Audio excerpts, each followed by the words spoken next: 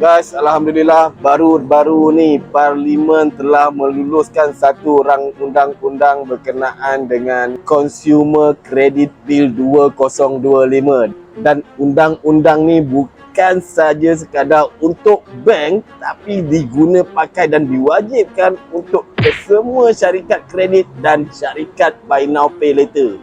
Apa kes ni?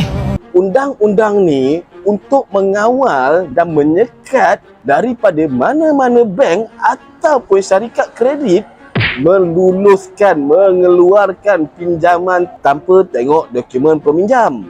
Tujuan undang-undang ni dijalankan supaya korang tak adalah terbeban dengan hutang-hutang yang tak sepatutnya korang buat. So, lepas ni kesemua syarikat kredit perlu maklumkan secara jelas dan tak boleh lagi ada apa-apa cas tersembunyi. Faham ke tak faham?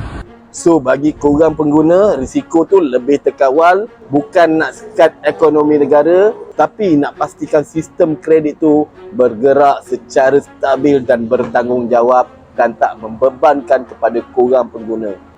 Jangan pandang remeh pasal isu ni, sebab ini bukan hal kecil. Ini satu perubahan struktur dalam negara dan juga ekonomi negara. Sultan Banker, pinjam macam bos, bayar macam pro, hidup macam sultan. Assalamualaikum.